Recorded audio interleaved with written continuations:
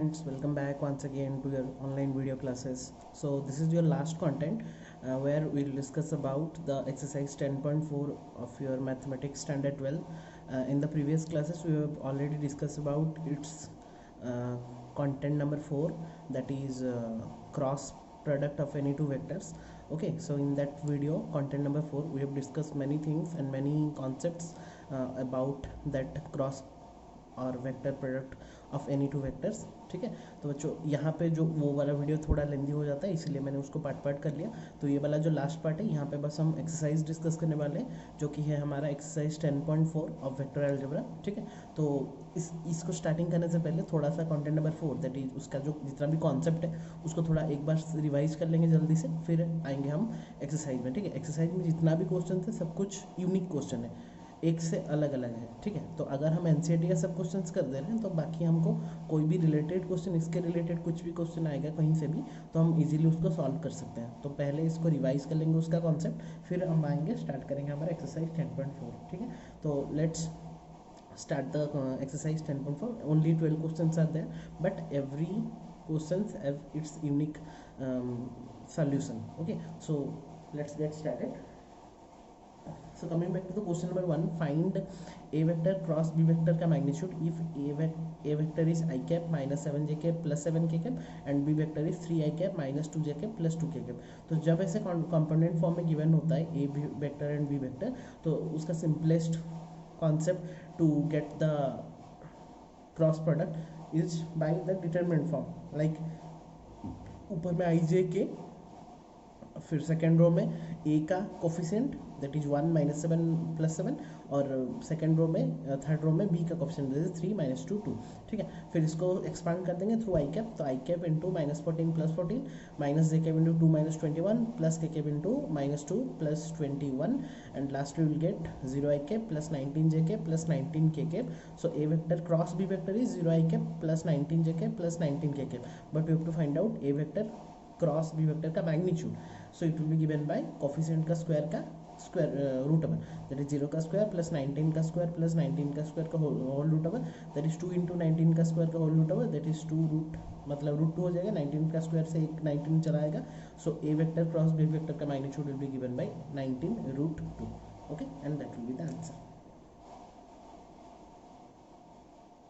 Is it clear? Okay, come back to the question number 2. Find a unit vector perpendicular to each of the vector a vector plus b vector and a vector minus b vector, where a vector is given by 3 I cap plus 2j cap plus 2k cap and b vector is I cap plus 2j cap minus 2k cap. Okay, तो यहाँ पे बच्चों क्या बोला है कि एक ऐसा यूनिट वेक्टर हमको फाइंड आउट करना है जो कि a plus B vector and a minus B vector को परपेंडिकुलर होना चाहिए, जहाँ पे a और b गिवन है. तो लेट वो जो वेक्टर है वो वेक्टर को हम c नेमिंग ले लेते हैं. तो let c be the vector which is perpendicular to both a vector minus b vector, मतलब यहाँ पे a माइनस b और एक a प्लस b, ये दोनों अलग अलग वेक्टर है. ठीक है, तो according to question c vector is perpendicular to a plus b and c vector is perpendicular to a minus b also. So we can write, तो अगर वो दोनों परपेंडिकुलर हो रहे हैं then obviously C vector equal to A plus B, मतलब दोनों का क्रॉस प्रोडक्ट भी होना चाहिए, क्योंकि हमको पता है जो एन कैप होता है वो राइट हैंड रूल में वो सी के वो हमको वो वेक्टर भी दे देगा जहाँ पे कि दो वेक्टर का मल्टीप्लिकेशन हो जाएगा. तो यहाँ पे पहला जो हमारा वेक्टर था कौन सा है, A vector plus B vector, और दूसरा वाला वेक्टर कौन है, ए माइनस. तो दोनों का क्रॉस प्रोडक्ट करने से मुझे वो थर्ड वाला वेक्टर मिल सकता है, that is C vector which is perpendicular to both A vector and B vector. ठीक है, तो पहले हम ए वेक्टर और प्लस बी वेक्टर और A vector minus B vector पहले निकाल लेते हैं. So given A vector is this, B vector is that, बस ए प्लस बी बस उसका कोफिशिएंट को ऐड करना है. 3 प्लस 1 4, 2 प्लस 2 4, 2 माइनस 2, ये तो 0 हो गया. तो 2 आई कैप प्लस 2 जे कैप, और a माइनस बी करेंगे तो माइनस करेंगे तो 3 minus 1 2, 2 minus 2 0, 2 minus 2 that is plus 2, तो 2 आई कैप प्लस 4 के कैप, तो a प्लस बी निकला, a माइनस बी निकला. So we have C vector equal to दोनों का क्रॉस प्रोडक्ट. तो दोनों वेक्टर का क्रॉस प्रोडक्ट करेंगे तो वैसे ही आई जे के पहले, फिर सेकंड रो में 4 4 के तो 0 है, और थर्ड रो में 2 और जे 0 है, तो 2 0 4. इसको एक्सपांड कर दे तो सी वेक्टर मेरा मिल गया कितना 16 आई कैप माइनस 16 जे कैप माइनस 8 के cap, but it is only the what vector. So we have to find out its direction, that is unit vector, that is c cap that will be given by C vector का magnitude. ये हमने पढ़ा था, जब भी एक unit vector निकालते हैं तो वो वेक्टर डिवाइडेड बाय वो वेक्टर का मैग्नीट्यूड। तो 16 कैप माइनस 16 कैप माइनस 8 के कैप होल डिवाइडेड बाय उसका मैग्नीट्यूड मतलब 16 का स्क्वायर प्लस 16 का स्क्वायर प्लस माइनस 8 का स्क्वायर। तो after solving will get 16 cap minus 16 J cap minus 8 के कैप होल डिवाइडेड बाय 516 का root over.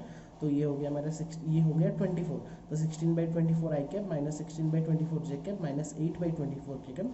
After solving will get 1/3 common ले लेंगे तो 2 आई कैप माइनस 2 जे कैप माइनस 2 के कैप।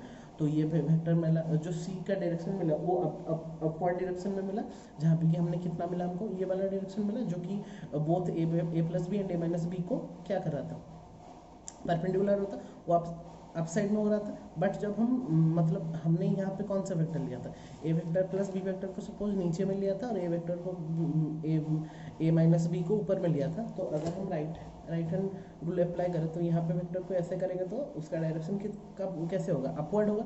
बट अगर मान लो ए माइनस बी को नीचे और ए प्लस बी को ऊपर में रखते तो नहीं, अगर हम ए माइनस बी से काउंट करते तो ऑब्वियसली ऐसे करते, तो ऐसे करके ऐसे करेंगे तो उसका डाउनवर्ड डायरेक्शन हो रहा है, ठीक है, डाउनवर्ड डायरेक्शन।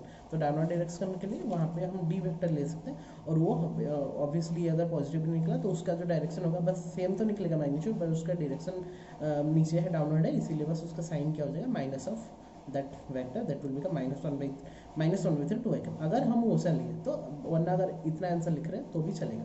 तो ये हो गया मेरा अपवर्ड डायरेक्शन के लिए डी वेक्टर हो गया मेरा डायवर्ट। तो where C vector direction of A plus B into A minus B cross A minus B, और डी वेक्टर का जो मैग्नीट्यूड है वो ए माइनस बी को पहले रख के मतलब वहाँ से डायरेक्शन स्टार्ट करके ये इनिशियल हो गया हमारा। तो ए माइनस बी और ए प्लस बी करने से वो downward direction that is D cap में होता और उसका नेगेटिव निकलता है since it is going downward. Okay, तो that is the concept, nothing else. So that will be our answer. ये लिखने से भी होगा, ये लिखने से भी होगा, कोई भी प्रॉब्लम नहीं है। Okay, coming back to the question number 3। Question number 3 में क्या बोला, if a unit vector A vector, तो यहाँ पे यूनिट वेक्टर का ए वेक्टर डिनोट किया गया, not a cap. Okay, makes an angle π/3 with I cap, π/4 with J cap and acute angle theta with K cap, then find theta and hence the component of A vector और A cap. Okay, सो वो बोल रहा है कि एक unit vector है जो कि आई कैप जे कैप एंड के कैप के साथ कुछ एंगल क्रिएट कर रहे हैं, तो हमको थीटा का वैल्यू निकालना है, ठीक है। तो let a unit vector A है, उसका कंपोनेंट कुछ भी नहीं है, तो लेट हम क्या ले लेते हैं, उसका component a1 a2 and a3 components ले लिए। तो यूनिट वेक्टर कौन से फॉर्म में रहेगा, a1 I cap plus a2 J cap plus a3 K cap के फॉर्म में रहेगा। So as you know it is a unit vector, तो उसका मैग्नीट्यूड कितना होगा 1, यूनिट वेक्टर का मैग्नीट्यूड 1 होता है as it is unit vector. Also it is given that unit vector makes angle π/3 with I cap, π/4 with J cap and acute angle theta with K cap. मतलब I cap के साथ वो कितना degree make कर रहा है π/3, जे cap के साथ π/4 एंड के कैप के साथ थीटा डिग्री मेक कर रहा है। देन वी हैव, हमको क्या पता है बच्चों, cos alpha cos beta and cos gamma, उसको हम क्या बोलते हैं, डायरेक्शन कोसाइंस बोलते हैं, सॉरी डीआरएस में डीसीएस, हम डायरेक्शन कोसाइन बोलते हैं। तो जहाँ पे कॉस अल्फा का वैल्यू कितना होता है l/r, कॉस बीटा का m/r, cos gamma equal m/r, हम पहले कंटेंट में पढ़े थे। तो यहाँ पे कॉस ऑफ थीटा मतलब कॉस ऑफ कितना एंगल मेक कर रहा है आई कैप के साथ π/3, तो cos π/3 will be A vector by A का मैग्नीट्यूड दैट इज a1। तो a1 हमने जो कंपोनेंट लिया था a1/a का मैग्नीट्यूड, तो a1/a का मैग्नीट्यूड तो 1 हो गया since it is the unit vector. तो a1 यहाँ पे a1 वेक्टर मतलब a1 वेक्टर नहीं देना चाहिए लेकिन कंपोनेंट के फॉर्म में, तो a1/a वेक्टर का मैग्नीट्यूड दैट इज a1। तो a1 इक्वल टू कॉस π/3 का वैल्यू कितना हो गया 1/2, इतना तो समझ में आ गया। कॉस थीटा मतलब π/3 इक्वल टू a1/a1 का ए वेक्टर का मैग्नीट्यूड, तो ए वेक्टर का since it is a unit vector then obviously इसका 1 हो, तो a1/1, तो a1 इक्वल टू कितना हो गया 1/2, इसको दे देंगे इक्वेशन नंबर, नहीं देने से चलेगा। फिर बीटा वो अब जे के साथ कितना मैक करें π/4, तो cos π/4 equal to a2/a vector का magnitude that is a2/1 that is a2, तो a2 cos π/4 का वैल्यू कितना हो गया 1/√2, तो a2 का वैल्यू कितना हो गया 1/√2, तो a1 मिला 1/2, a2 मिला a/1/√2। हमको थर्ड वाला एंगल निकालना था दैट इज थीटा, तो cos theta equal to a3/a vector का magnitude that is 1 then a3, तो a3 equal to cos theta. इतना तक लिखे, तो हमको थीटा का वैल्यू निकालना है। तो सिंस ए वेक्टर का magnitude since it is unit vector, उसका मैग्नीट्यूड कितना हुआ 1, तो उसका मैग्नीट्यूड निकालने का फॉर्मूला क्या होता है, कंपोनेंट का स्क्वायर का root over that is a1 square plus a2 square plus a3 square का root over is equal to 1, it is given. बस put the values that a1 equal to कितना निकला मेरा 1/2 का होल स्क्वायर प्लस a2 कितना निकला 1/√2 का whole square plus a3 मेरा cos थीटा का whole square that is equal to 1, तो 1/2 का whole square that is 1/4 plus 1/2 plus cos square theta that is cos square theta that is equal to 1, यहाँ पे मैंने रूट ओवर दिया है, ठीक है। तो यहाँ रूट ओवर वहाँ से जाना है, फिर स्क्वायर हो जाएगा, रूट ओवर स्क्वायर होगा तो वही 1 का स्क्वायर 1 ही हो जाएगा। तो वहाँ पे उसको ऐड कर देंगे तो 3/4 plus cos square theta equal to 1, then cos square theta will be 1 minus 3/4 that is equal to 1/4। तो कॉस थीटा इक्वल टू 1/4 का root over that is 1/2, then theta will be cos inverse 1/2 and cos theta, cos का कौन सा value 1/2 होता है पाई/3, then theta will be पाई/3। तो मेरा थीटा निकल गया पाई/3, therefore a3 equal to cos पाई/3 दैट इज इक्वल टू 1/2। तो मुझे थर्ड कंपोनेंट भी निकालना था, तो हैंस थीटा इक्वल टू पाई/3, ये तो मुझे थीटा में मिल गया। और कंपोनेंट में थर्ड वाला component first and component second component given था that is 1/2 and 1/2, third component में मुझे मिल गया कितना 1/2। तो हमारा थीटा निकला पाई/3 and third component will be 1/2 and that will be the answer. Clear all of you? Very nice question, okay, one of the nice question, important question also. Okay, now come back to the question of 4. So that a vector minus b vector cross a vector plus b vector is equal to 2 into a vector cross B vector, ठीक है। जिसको property पता होगा कुछ भी problem नहीं होगा। तो लेफ्ट हैंड साइड से स्टार्ट करते हैं, A vector minus B vector cross A vector plus B vector. तो जैसे डिस्ट्रीब्यूटिव लॉ में मल्टीप्लाई करते हैं, ए को पूरे के साथ माइनस बी को पूरे के साथ। तो A vector cross A vector plus A vector cross B vector minus B vector cross A vector minus B vector cross B vector. तो ए क्रॉस ए और B cross B obviously zero हो जाएगा, क्योंकि उनका sign उनका angle zero होता है। तो zero sine zero equal to zero, तो ये जीरो हो जाएगा। तो ये जीरो, तो यहाँ पे A cross B minus B cross है, तो ये कम्यूटेटिव नहीं होता। डॉट प्रोडक्ट में वो कम्यूटेटिव होता है, तो ए प्लस बी और B A dot B dot A same ही रहता था। लेकिन यहाँ पे कम्यूटेटिव अप्लाई नहीं होता, क्योंकि ए क्रॉस बी का वैल्यू जितना होगा बी क्रॉस ए का वैल्यू उतना नहीं होगा। बट बी क्रॉस ए को मैं कैसे लिख सकता हूँ, negative of A cross B हम लिख सकते हैं। मैंने बताया था कि कोई नेगेटिव डायरेक्शन में दे सकता है, तो ए क्रॉस बी माइनस इसके जगह में मैं कितना लिया minus of A cross B, मतलब बी क्रॉस ए की जगह हम minus of A cross B लिख सकते हैं। नेगेटिव हो सकता है, सेम नहीं हो सकता। तो माइनस ऑफ माइनस क्या कितना हो गया प्लस, तो A cross B plus A cross B, so A cross B plus A cross B will become 2 A cross B and this is nothing but our RHS, so therefore LHS equal to RHS proved. Clear? Very simple question. Coming back to the question of 5, if lambda and mu, find lambda and mu if this cross this equal to zero vector. तो वो already given दे दिया कि दोनों vector का cross product zero है, तो मुझे वहाँ से लैम्डा एंड म्यू का वैल्यू निकालना है। तो ऑब्वियसली क्रॉस प्रोडक्ट जीरो है, क्रॉस प्रोडक्ट निकाल लेते हैं। क्रॉस प्रोडक्ट निकालने का कॉन्सेप्ट क्या है, बाय डिटरमिनेंट का आई जे के पहला का कंपोनेंट, फिर कोफिशिएंट, फिर दूसरा का कोफिशिएंट। तो आई जे के फिर 2 6 27, यहाँ पे 1 lambda mu equal to zero vector को हम कंपोनेंट फॉर्म में लिखें तो 0 I cap plus 0 J cap plus 0, क्योंकि हमको कंपेयर करना है। तो इसको एक्सपांड कर देंगे तो I cap into 6 mu minus 27 lambda minus J cap into 2 mu minus 27 plus K cap into 2 lambda minus 6 equal to 0 I cap plus 0 J cap plus 0 K cap. So by comparing the corresponding component को अगर हम मैंने compare करें तो I cap के साथ कौन multiply, यहाँ पे 6 mu minus 27 lambda equal to यहाँ पे कितना है 0, तो 6, तो ये हो गया हमारा इक्वेशन नंबर 1। वैसे ही 2 lambda 2 mu minus 27 2 lambda minus 27, यहाँ पे मेरा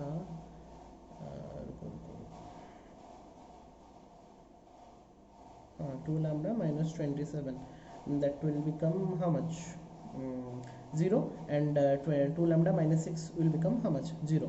तो वहाँ पे कंपेयरिंग करके करेंगे तो कितना हो जाएगा बच्चों, यहाँ से अगर हम 2 lambda minus 6 इक्वल टू 0 ले तो 2 lambda will become 6 then lambda will be 3, और यहाँ पे 2 lambda minus 27 इक्वल टू 0 ले तो सॉरी 2 म्यू minus 27 मतलब 2 mu equal to 27 mu will be 27/2 that is 13.2, that will be the answer। बहुत ही सिंपल सा कॉन्सेप्ट है, बस क्रॉस प्रोडक्ट को उसको एक्सपांड करने के बाद will get the answer. Question number 6 में आते हैं, given that a dot b equal to 0 a cross b equal to 0 what can you conclude about the vector a and b।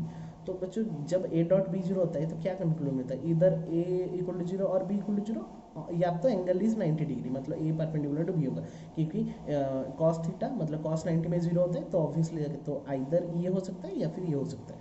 And a cross b equal to 0 कब होगा, जब वही इधर a0 b0 होगा, या फिर एंगल बिटवीन दम इज 0 और 180, क्योंकि साइन यहाँ पे आता है तो साइन 0 और 180 वो 0 होता है। तो यहाँ पे ये दोनों है, यहाँ पे ये दोनों है, लेकिन मुझे दोनों एक साथ चाहिए। तो दोनों एक साथ चाहिए मतलब कॉमन कंक्लूजन हमको डालना है। तो कॉमन कंक्लूजन क्या हो गया, कॉमन दोनों में कौन आ रहा है, इधर ए जीरो बी जीरो, यहाँ पे भी इधर A zero B zero, therefore the common conclusion will be therefore A vector का मैग्नीट्यूड इक्वल टू जीरो होना चाहिए, बी वेक्टर का मैग्नीट्यूड इक्वल जीरो होना चाहिए। मतलब A dot B equal to zero and A cross B equal to zero, तो क्या होना चाहिए, दोनों मतलब ए वेक्टर का मैग्नीट्यूड एंड बी वेक्टर का magnitude must be equal to zero, then after ये दोनों इक्वल मतलब जीरो होंगे। ठीक है, सो that will be the answer. हमको कंक्लूजन ड्रॉ करना था तो हमने कंक्लूजन ड्रॉ कर दिया। क्वेश्चन नंबर 7 में आते हैं, let the vector A vector B vector C vector given as this so that A cross B plus C equal to A cross B plus A cross C. ये आप लोगों को homework है, खुद कर सकते हैं, एलएचएस आरएचएस को वेरीफाई करना है बस। ठीक है, खुद करना।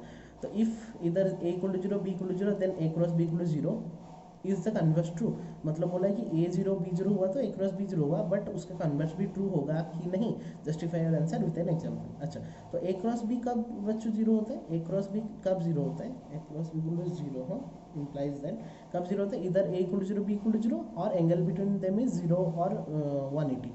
तो ये तो हो गया, मतलब यहाँ से इसको लेंगे तो दो कंक्लूजन है, तो इधर ये हो सकता है, वो हमेशा वो बोला है कि ए जीरो बी जीरो हुआ तो ए क्रॉस बी जीरो होगा, बट उसका कन्वर्ट मतलब ए क्रॉस बी जीरो हुआ तो हमेशा ये होगा बोल के तो कुछ मायने नहीं है ना, ये भी हो सकता है, दोनों कंडीशन है ना। तो ये हमेशा होगा बोल के तो हम गारंटी नहीं ले सकते, ये भी कहीं कभी कभी हो सकता है, तो कन्वर्स हमेशा ट्रू नहीं हो सकता। ठीक है, तो उसको हमको चेक करना पड़ेगा।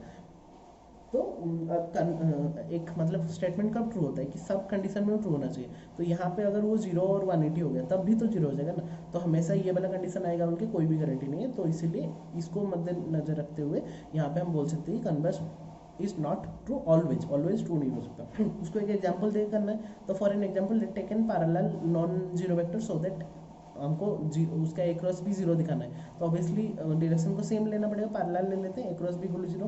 तो पैरेलल दिखाने के लिए क्या करेंगे ना, पैरेलल वेक्टर होने के लिए एक वेक्टर और एक वेक्टर का स्केलर मल्टीप्लिकेशन होना चाहिए।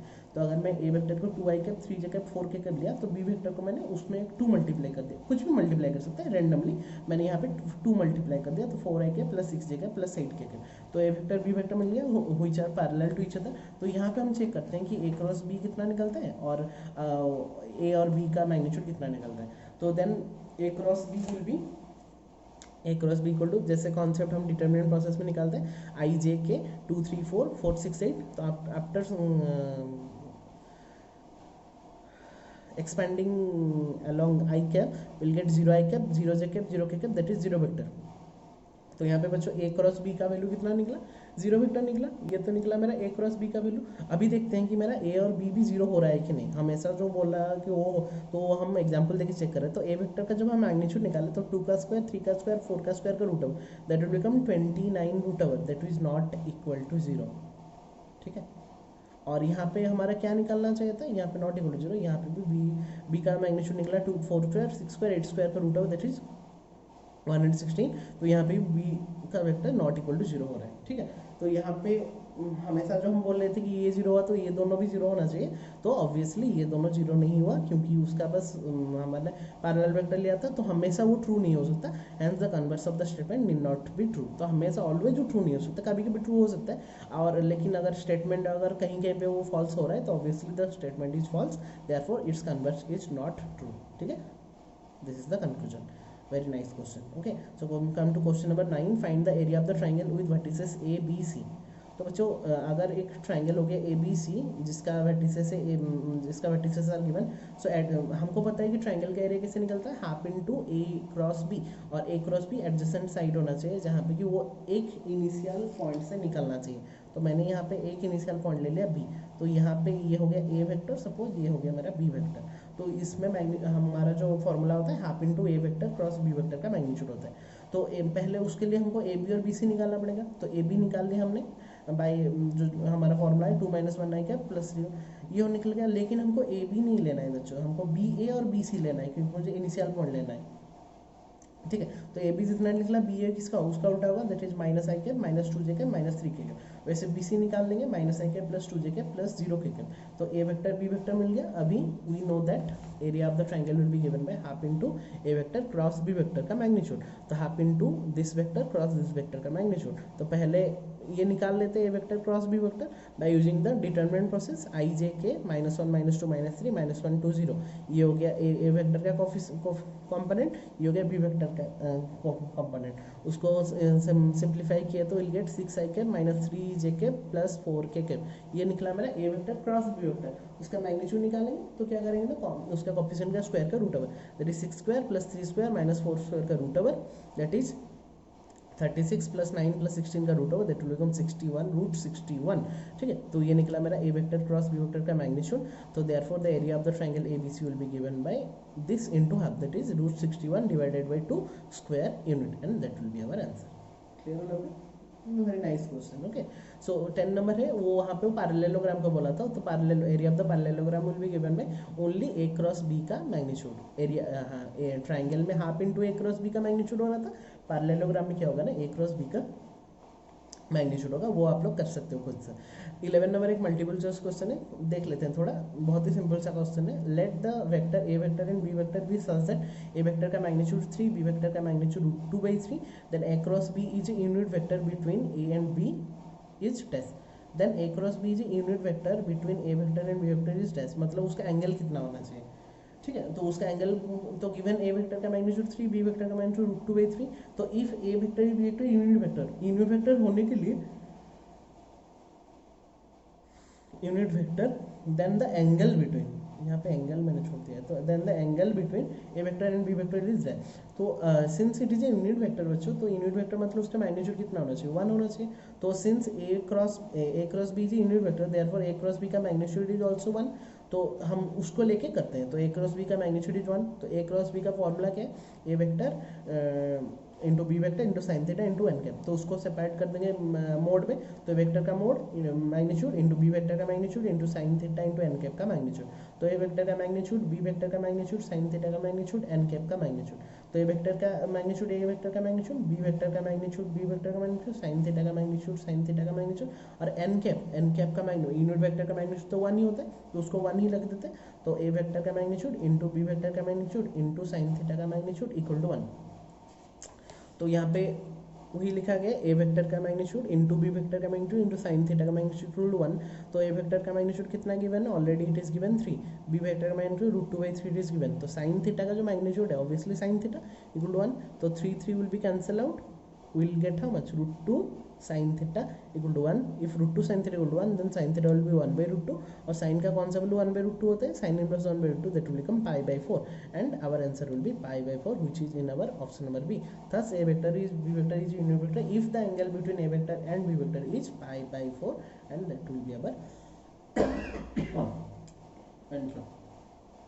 Question number 2 is also a multiple choice question, it is for you। so finally we have completed our vector algebra chapter 10 also very nicely. This is the conclusion part, okay, so and do the exercise very nicely, and write down the notes also in your copy, so that during the revision time you will not face any type of problems, and revise all the concepts of NCERT and all the exercise questions very nicely, so that you will not face any problem during the solving of any other problems related to that NCERT only. ठीक है, NCERT के जितना भी question होता है सब कुछ 1 by 1 unique होता है अपने आप में ही। ठीक है, अगर हम इसको अच्छे से कवर कर लेंगे तो इसका रिलेटेड कोई भी क्वेश्चन हम बाहर से आएगा या बोर्ड में आएगा या फिर कहीं भी रेफरेंस बुक में हम कर रहे हैं तो हमको प्रॉब्लम नहीं होगा। तो पहले NCERT को 2-3 बार प्रैक्टिस कर लो, फिर हम बाकी बुक्स में भी आगे बढ़ सकते हैं। ठीक है, so that's all from my side. ये चैप्टर आज खत्म हो गया, फिर हम नेक्स्ट बढ़ेंगे और नया एक चैप्टर लेके। So till then stay safe, stay at your home, god bless you all, thank you for watching।